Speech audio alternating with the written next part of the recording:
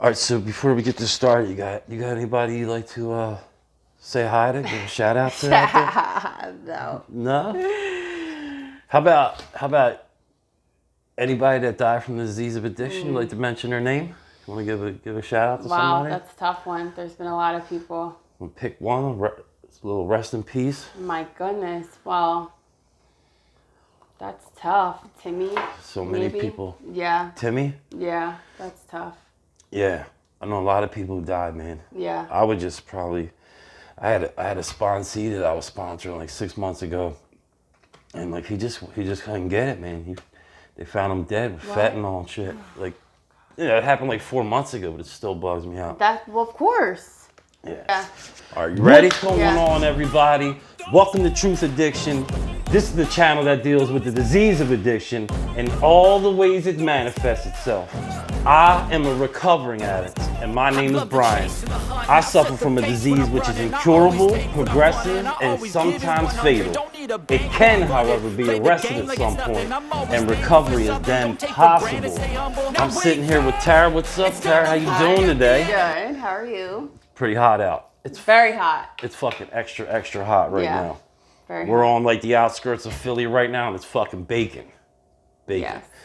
So what's up? How's your day going so far? You good? Pretty good. Pretty good. Glad to be here. All right. You know why you're here. Yes. I'm about to ask you some questions. Yes. And you said you'd agree to answer them, and we're gonna go in. Before we do that, hit that subscribe button for me if you haven't already. Hit them like buttons. Yep. So, would you like to introduce yourself and tell us how long you've been clean? Yes, I'm an addict named Tara. I've been clean for 9 years and 4 months, 9 years and 5 months almost. Congratulations. Thank you. That's a long time for people like us. Yeah. You know what I mean? All right, so let's get this started. So tell us where you were born, where you were raised, and a little bit about your early childhood. So I was born in Philly. I don't know the intimate details about that. So I'm adopted. Okay. Born in Philly, adopted, raised in Chester County, Kennett Square. All right. So I don't know. I mean, I'm one of 7. 5 of us are adopted. Wow. So pretty crazy dynamic, very interesting family dynamic. I don't know if you want the whole backstory, Well, but how old were you when you started to remember that? Like I always knew I was adopted. You always knew? Always knew. Was never a secret. Were you like from a baby? Yeah, I was adopted like 5 months or so. Is this a stranger or like were you in the system? Like was it your family that? No. So yeah, it was through Catholic Social Services. Oh, okay. Yeah. So wait, so your mom has how many kids? Same mom? So yeah, well, I mean, same dads. So well, my biological, or my adoptive mother. Okay. My adoptive mother. I don't call my biological mother course, mom. My mom is my mom, and so like I said, well, I got the number wrong. There's 8 of us. 5 of us, 6 of us are adopted. Can't even keep track at this point. So wait, so they're not all from the same mother. 2 are natural born, and the rest are adopted. So you and another girl, or you got a brother or sister? Was it? No, so 2 of us are my adopted mom's biological children, and then the rest of our adopted. I'm not technically blood with anybody within my immediate family. It's a little bit to unpack. Everybody's adopted. Everybody's adopted. Yeah, so crazy. this lady was doing good in the world and was adopting kids and taking care of kids. Yes. And there's great people out there like that in the world. Yes. You know, dude, like, so I try to keep it real in here, man. I mean, like, I was using so bad. They came and took my kids when I was in my active addiction. And they were almost about to go into the system, and that happened because I couldn't stop using. Right. But my sister stepped in, and, you know, the rest was history. But, you know, it's good that there's people out there like that in the world. Yeah, there is. You know what I mean? So, you're raised, so you're raised in Chester County? Yeah. How's that? Tell us about your early childhood as you remember coming up in that environment. Early childhood, beautiful home, 2 working class parents, you know, upper middle class, I guess. Vacations every year, Outer Banks every year, theme parks. Like we had a normal, normal childhood for the most part, you know. All right. So obviously, suburb, yeah. I'm guessing there's no drugs in the house. I'm the only addict. No, I mean like from the parents, from the people raising. No. So we're just, because I'm guessing they're probably getting, if they got so many kids they're adopting, they're probably getting checked on. I don't know. They usually check up on people, I think. Well, I think the stage in your life so much period of time when you're in the fostering and the adopting, and then it's closed, but no, neither of my parents were into that. My mom drinks wine, everybody in my family drinks socially, normally, I guess. Yeah, socially. Not my like us, one glass of wine and then we're like fucking smoking rocks, getting arrested or something. My dad never drank, never smoked cigs. Right. Uh-huh. So it's a decent household. Yeah. I know you were adopted. That kind of sucks that didn't work out, but I'm just saying you're raised in a good house. Yes. Right. All right. Because I like to get that. I like to get that out there. So me, because I like people to know. See, I was raised in a drug-fueled house, right? So what I'm trying to say is, it doesn't matter where it doesn't discriminate. It doesn't discriminate. Right. You know what I mean? We know that. So, so childhood's pretty good. How about high school? What high school did you go to? Did you graduate? Kennett High School. Graduated by the skin of my teeth. Don't know how. Where is that? Is that in Chester? That's in Chester County. Okay. Yeah. So I feel like high school was kind of the turning period for me. I did start experimenting, weed, alcohol, and pills, and probably sophomore year, and I went to rehab when I was 18 years old. Did you? Yeah. Okay. So it wasn't a long. We were getting in early. Yeah. So usually I ask people, what were their teenage? Did you have any hobbies, teenage years? You remember? Did you play any sports or anything? I ran track my whole life. You ran track? I ran track my whole life. The track couldn't keep you from the fucking weed and the alcohol. No, I was probably the all-star member of the team. Mm-hmm. I was captain when I was in my sophomore year, and I was, extremely fast. It wasn't I just interviewed an all-state soccer player when he was in high school, and eventually the motherfucking drugs came about. So, all right, so your first thing you're messing with is what? Weed? Yeah. Alcohol? So that's the first thing you're going at? Weed and alcohol. Mm-hmm. How old were you? 15. 15. So I like to ask people this. Do you think that was a peer pressure thing? No. Okay, explain yourself. What do you... No, I wanted to get high. I wanted to... Okay.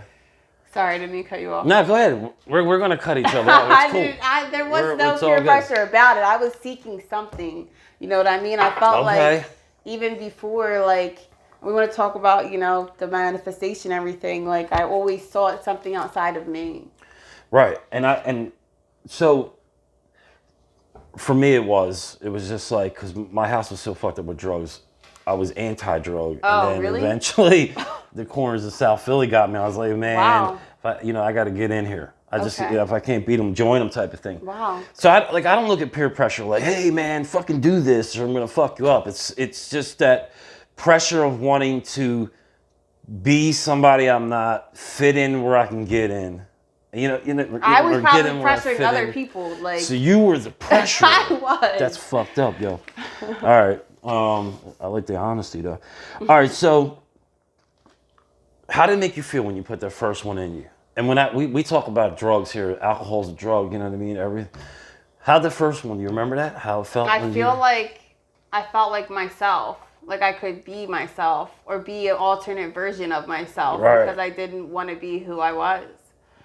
Me either. Alternate reality, a variant of myself. I describe it as I started to feel like everything was going to be okay. Mm-hmm. It was a problem solver, but I had no idea at the time it was a problem maker. You know exactly. What I mean? So it feels good. Yeah. And you're liking that feeling from the first one, and your brain shot out dopamine to partied on the brain and was like, that was good. Mm-hmm. Let's do it again. Right. And that's how the fucking shit goes. All right, so you were just getting into it a little bit. Looking back at it now, because I know you work a program, you're in a 12-step program, so you are more inclined to understand what the disease of addiction is today. Right. So looking back before the first use, do you see signs of the addiction, absolutely. The disease, and explain that to us. I feel like now, hindsight 2020, with the work that I've done on myself, I've learned that drugs were the last thing to kind of show their face. I feel like fantasy was my first drug of choice. Fantasy was my first get high, and anger was my second drug of choice. Yeah. Because I didn't know how to deal with not being able to fulfill the fantasies, and I couldn't deal with that. So I was, I always hid behind wanting to be somebody else, wanting to be something else. And if I couldn't get what I wanted, then it was anger. I felt like I was always in this state of wanting more, wanting something else. And I, started experimenting with, certain behaviors when I was at a very young age, cutting eating disorders, restricting food, right. Just obsessing over anything that would make me feel like outside of me. Yeah. I like how you broke that down. No, it makes sense. I like how the anger came out when you couldn't fulfill fantasies or whatever. Yeah. Like that's, I never heard it broke down like that. So definitely fantasy was one of mine. Mm-hmm. And then what's funny is when I got clean and put the drug down, that was where I went back to, was fantasy. Right. In a weird way. Mm-hmm. To this day, it's still cuckoo up here. It's just, some days are better than others. Right. But that fantasy shit, man, like I can have all kinds of shit I gotta do, things I gotta get done, life shows up.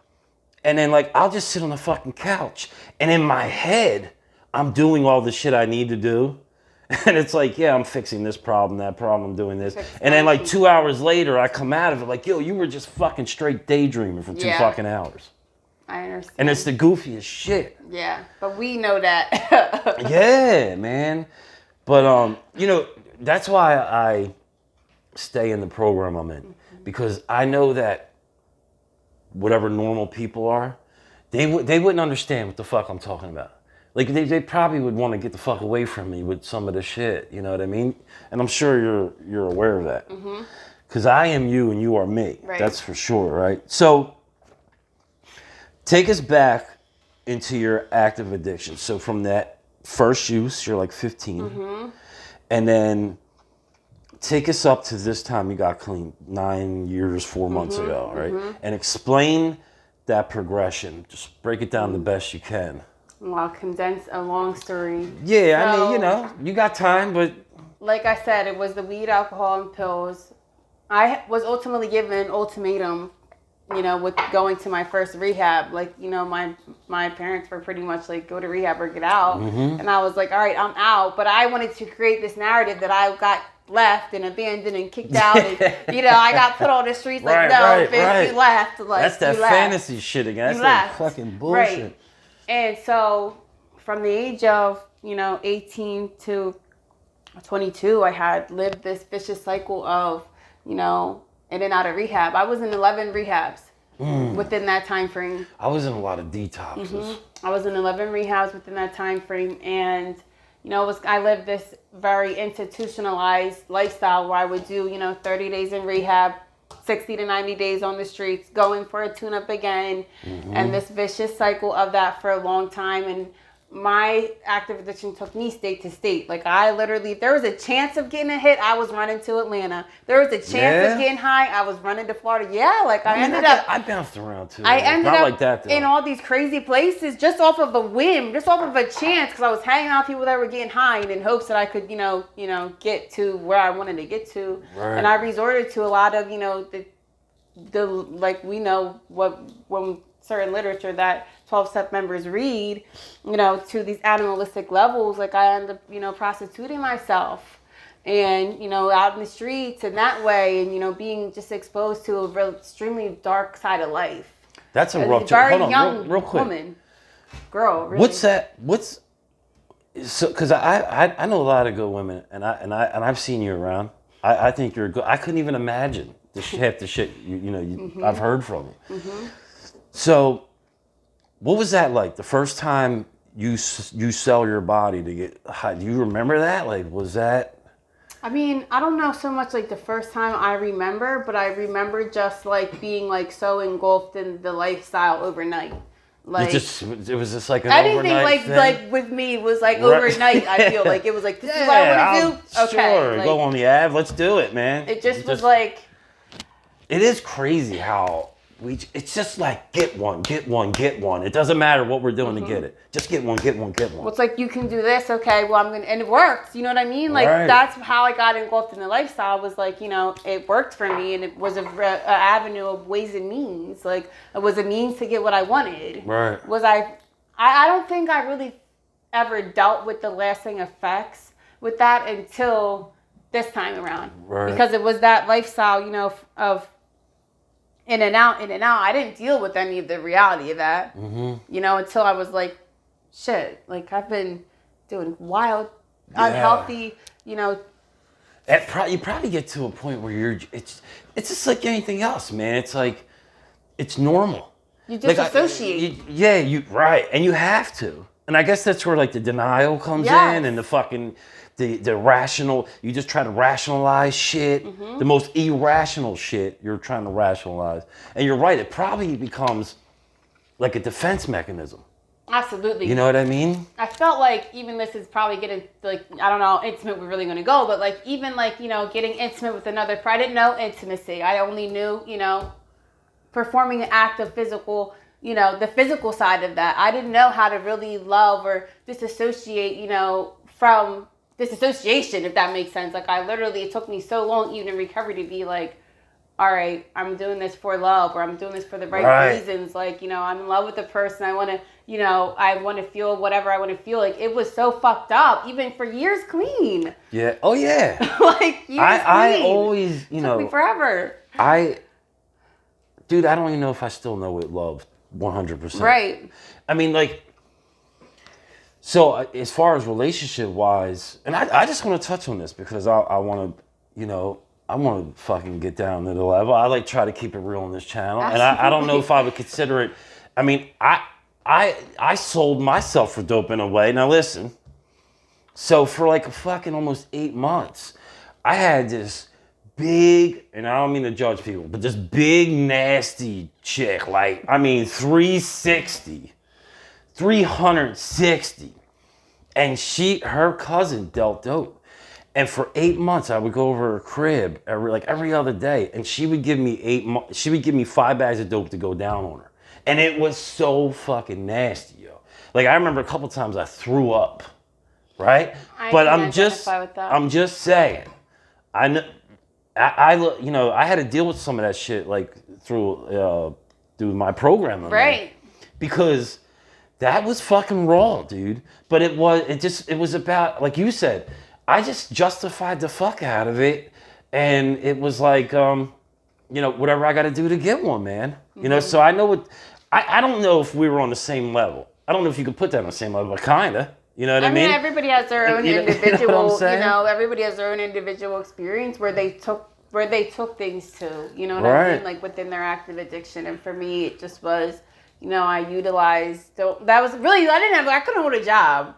I couldn't hold a job. I wasn't even dealing with the job. I literally was like living this lifestyle, go to rehab, get out, and do what I had to do to try to maintain whatever habit I thought I had. Right. And then it was like just this vicious cycle over and over and over again. So are you back in Philly at this point when you're tricking and you're? I was in Florida. Oh, you're in Florida. I was in Florida for a few years, and then I ended up coming back to PA, and I, had the best of intentions when I came back here to try to change my life. And my father had just passed away. Okay. And my nanny, my mom's mom, had just died. Both my active addiction. And I came back to PA in hopes of, changing my life, but I didn't stop. And then finally I got pregnant with my daughter, and I stopped. So getting pregnant was able to let you, were you using when you got pregnant? Initially. And so you find out you're pregnant, and you go to rehab at that point? I went to a facility. Mm-hmm. And so how long you stay in there for? I did it long term. You did the whole. I did it long term because remember I said I done all the tune-ups. Yeah, you was in and out, right? I did all the tune-ups. Right.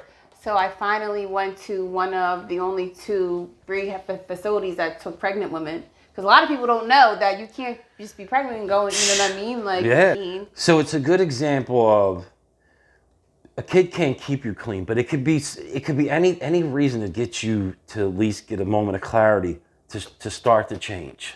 Definitely was a motivating factor. Like, and Right. I tell all the women that I work with in my life, like, and I'm not this type of person who's like, you have to get clean for you and you have to do this.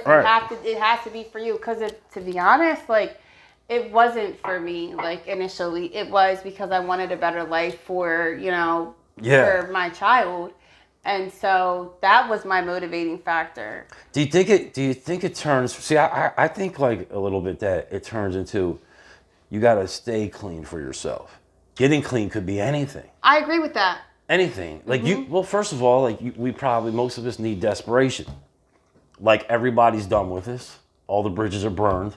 Yeah. For most of us, we need that shit. And that's what happened to me. Right, and me too. And I think, dude, that's why I feel so bad. I'll see people come into meetings, man, they're like 18, 19 years old. That was me. And it's kind of like, oh, my mom's going to kick me. But like, they're not even grasping the concept that they have a disease. It's just like, I just got to do this, stay clean for a little bit. That's me. And it gets some control. That's me. And I think that's why, because our recovery rate is way lower than I would like it to be. I mean, it's, a lot of, for most part, most of us walk in for the first time, especially at a young age like that, we go back out. We go back out to get some more years. fucking thing. Yeah. I mean, and ultimately that's everybody's process. Like you have, like for me, like I remember there was this old head at the one of the facilities I was in saying like, you don't even know what it is to cuss, to get high, to do anything. They were right. Like I didn't understand like the depths of where I could go or where I personally feel like I had to go to understand that this is it's a disease. Like I had to go to a dark That's place. a hard concept to everybody grasp. everybody has their own individual journey, like at the bottom. I mean, how do you go from, oh look, I'm just living a trash lifestyle, I went down the wrong road.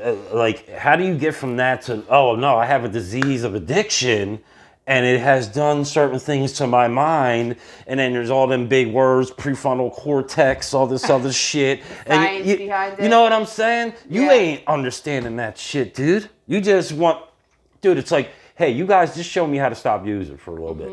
That's basically what it comes down to, right? So, were you done? Did you want to say anything else on that? That was it. You good? Yeah. So, take us back to the day before your last use, if you can remember. The day before you use a drug for the last time this time.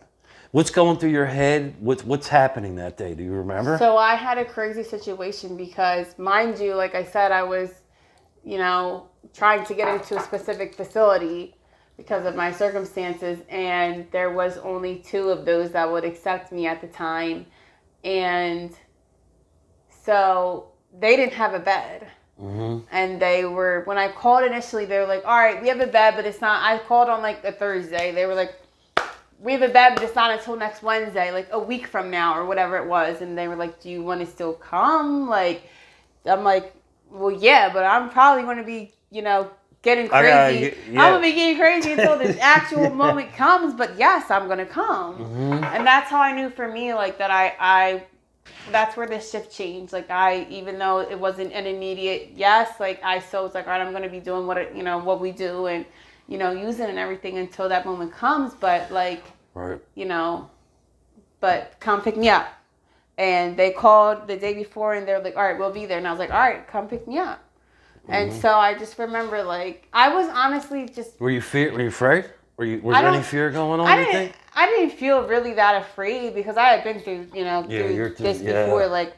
Okay. But something in me, like, I knew that it was my last time, like, God willing. Like, I just was like, I'm done. Like, I remember that feeling. I'm done. Like, that's a crazy feeling. It's like, dude, it's almost like, I don't know. Maybe I'm stretching it here, but it's almost like somebody could have like a fucking couple bags or whatever your favorite shit and just like, here, just do this instead of going. And in that moment, you're like, no, I gotta go.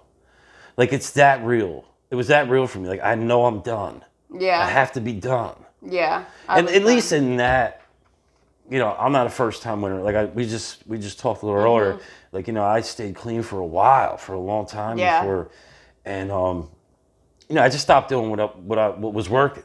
Yeah. And eventually it fucking got me. But I still knew I was done at that time. You know what I mean? I had to go back out and get a little bit more pain. You know, a little vicious 4-year run. You know, just to top it off, just to put some whipped cream on the motherfucker at the top. And yeah, that totally sucked. But once again, I hit that moment like, I'm done. Yeah, I was done. It's crisis center time. I'm going in. Yeah. Like, this is it, right? That's what happened to me. So, tell us your first experience with a meeting. Was it in a rehab? So, do you, at least if not the first one, like early on, was there any seeds planted there? Yeah.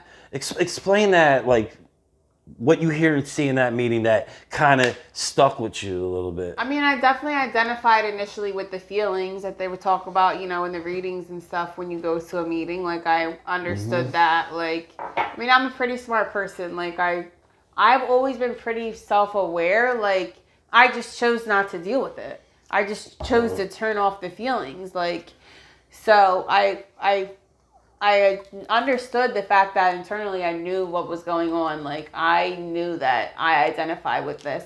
But one thing I really liked, like, even if it was in a facility, like, I liked the energy. Like, I always felt like there was a energy and a presence of other people like me and other addicts. And, you know, I could identify with them. Like, you know, I could tell early on that there was people who just wanted to commiserate, and you'll get that anywhere you go, you know, but then there was people that had this spark and, you know, that had this fire in them, and they would come in, you know, people from the outside, they do and stuff, and introduce this to us, essentially give this to us. Like, they had an awakening of the spirit. Yeah. Like, a lot of smiles and shit going on. I remember I was in a place in the first NA meeting I seen, this was years ago because I'm an old man now, but anyway, and this dude came in, he was one of those let me get up to speak dudes, stand up, and he went in, man. It was this black dude. I was like, this dude's the best. Like,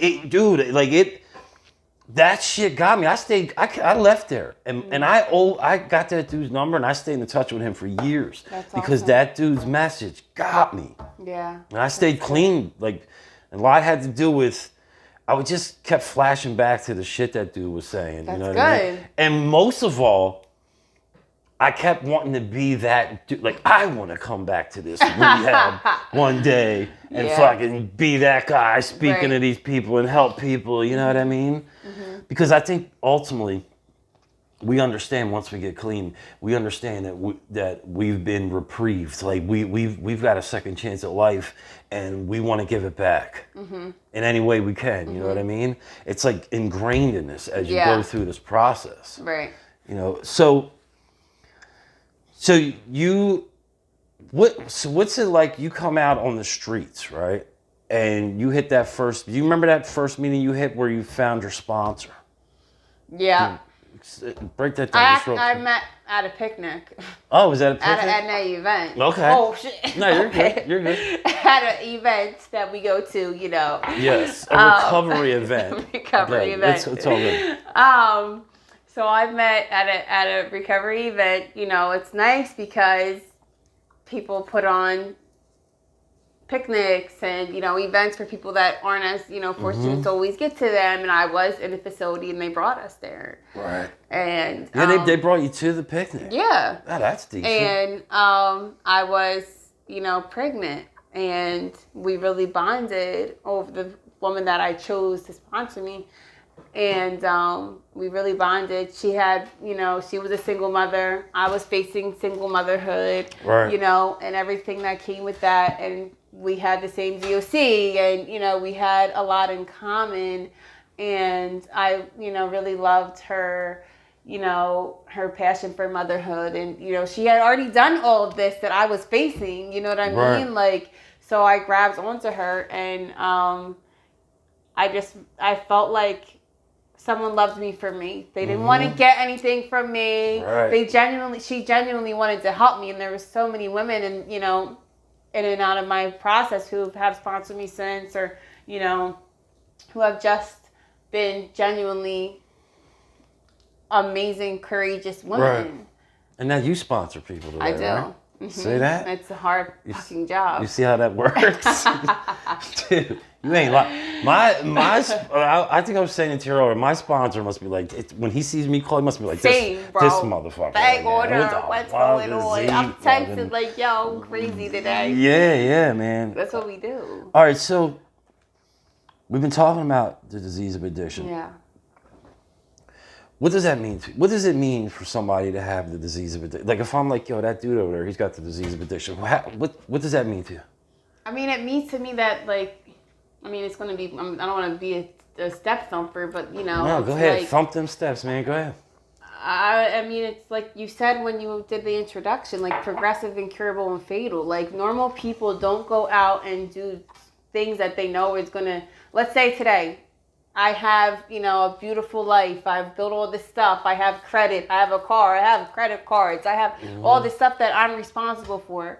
Normal people aren't just going to be like, all right, I'll go take a hit today, and I'll risk it all, and I'll throw it all away on a whim. But that's what addicts do. Addicts do but to back into that, they do it over their feelings because addicts can't manage their emotions. That's a good one. You know what I mean? Part of recovering for me today is surviving our emotions, is surviving my emotions. And most of the time, feelings be fake as fuck almost. Yeah. Like they're not. It's not real. Yeah. You can wake up. What you just said, explaining that good ass life you got, right? And it's a blessing. But you could wake up and be like, man, my life sucks, right? Mm-hmm. Everything is shitty. But people on the outside. See, that's why we need people around us, like good people. Yeah. Because we need their angle. Mm-hmm. Because my angle's fucked up on myself a lot of days. Like, dude, you ain't shit. This is fucked up. You know what I mean? And I'll justify it to myself. So I think that's important to have those people around me to see that.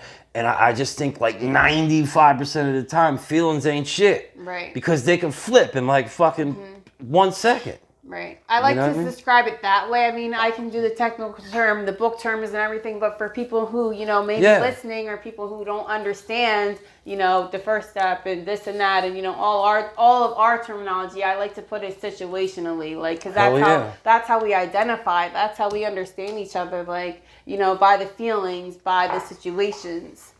Yeah. One of the things I try to keep in mind, because I've experienced it doing these interviews. Mm-hmm. I've had people hit me up on Messenger because it's like connected to my YouTube thing. Okay.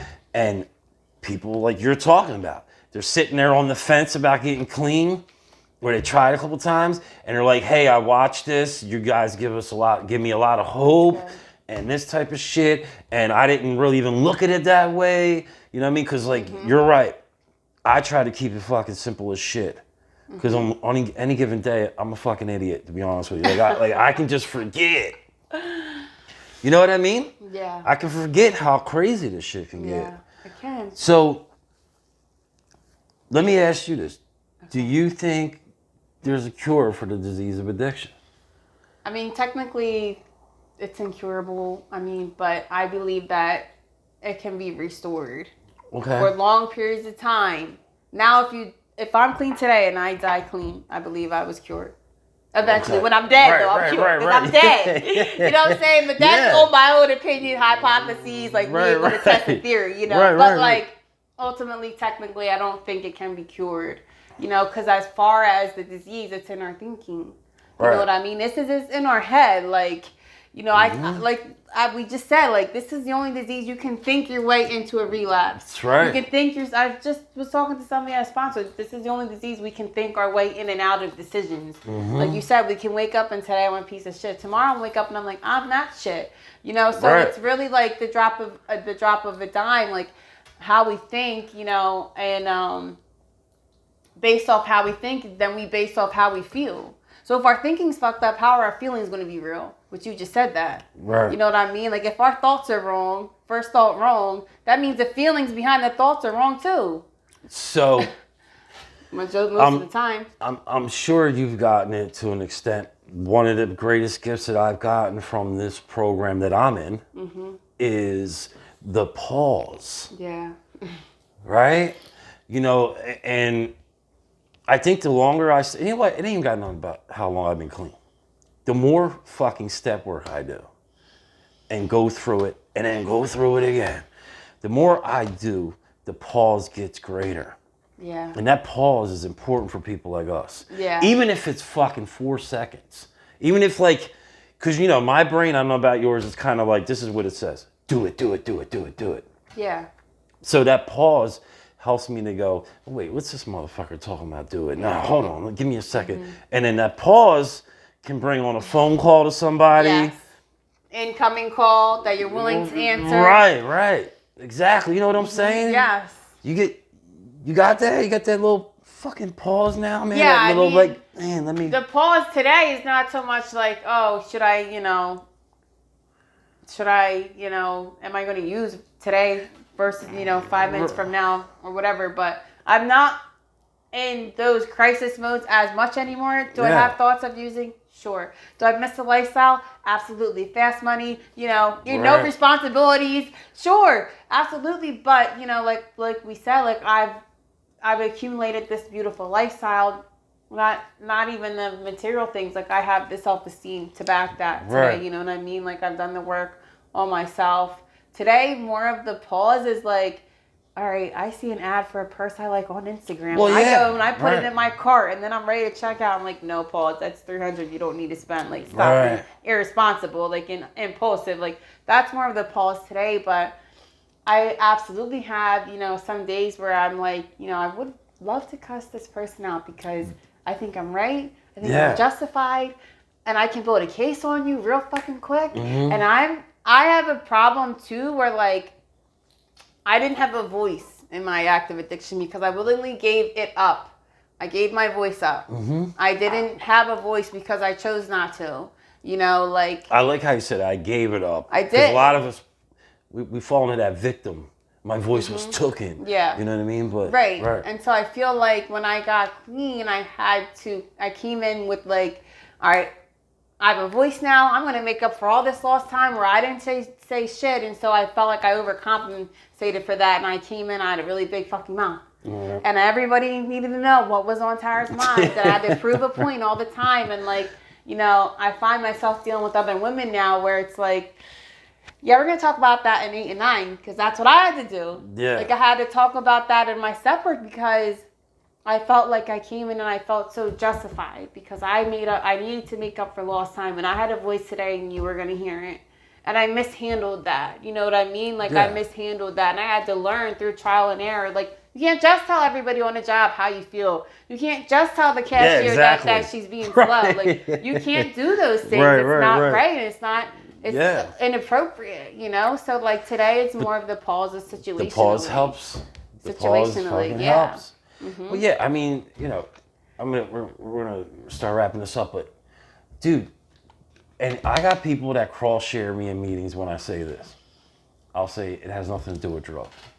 And what I mean by that, what I'm saying today is, today has nothing to do with drugs. Dude, I have other symptoms that flare the fuck up. Right? Yeah, 1,000%. It's just like, there's no need for me to focus on something I haven't done in over 6 years. I'd rather focus on like this slot machine I keep pulling, this food I keep jamming down my fucking throat, the way I'm behaving at work or people around me. Well, that's where recovery happens in our daily lives. Right, exactly.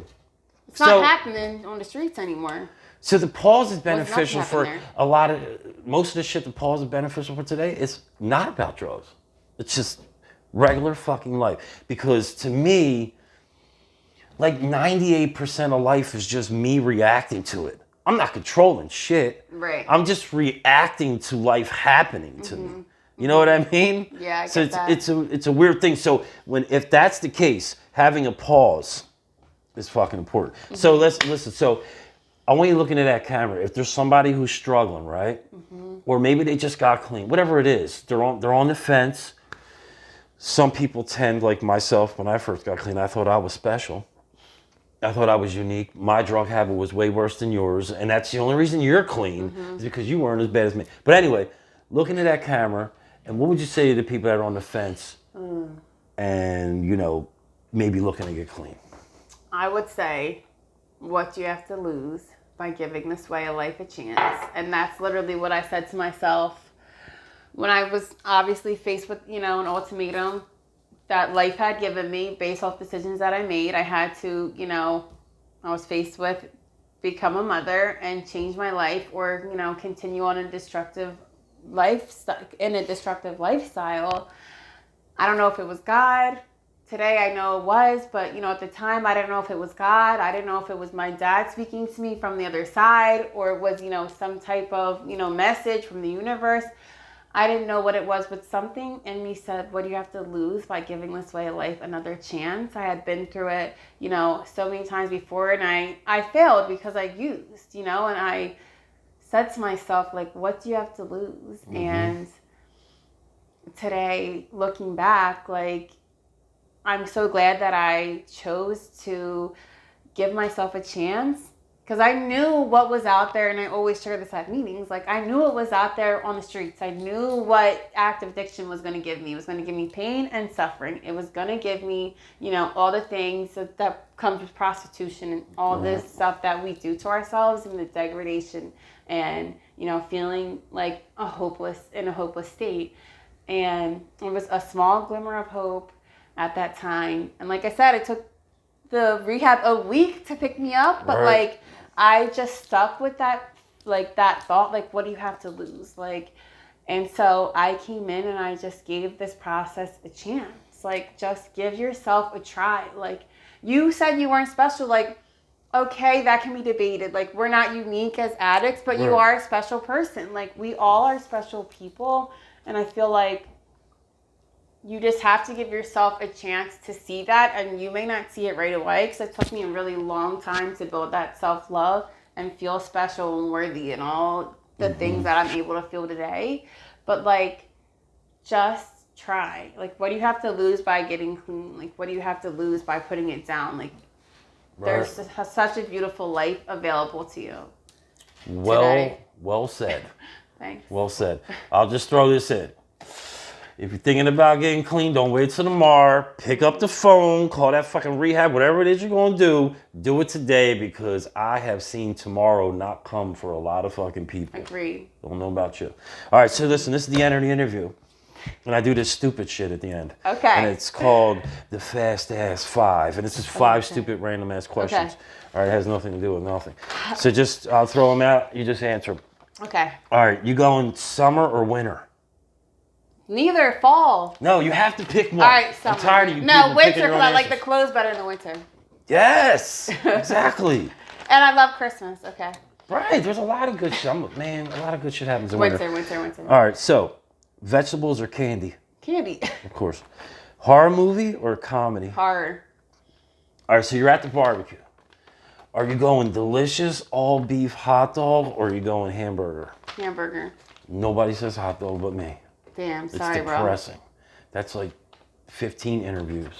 And nobody said. Nobody likes that. They're good, but hot dogs aren't all that. Burgers are where it's at. All right, whatever. Last question. Okay. Brutally honest or lie when you have to? Brutally honest. Going To a fault. Okay. Yeah. Sorry, bro. That's why my knife stepped so long. Wait, how's that saying go? Like, honesty without compassion is brutality or something like that? I've never heard that one. Well, I'm going to say it again. Honesty without compassion is brutality. Some old head told me that before. I'm not quoting. All right? But anyway, that's going to do it. Give me a pound. Thanks. I appreciate you doing this. I really do, man. And listen, to you guys out there, thank you for watching. I appreciate it. Help me carry this message. Hit that like button, hit that subscribe button, and remember, the disease of addiction is broad, and it's outside of the realm of just using drugs. Keep coming back. More will be revealed. Thank you.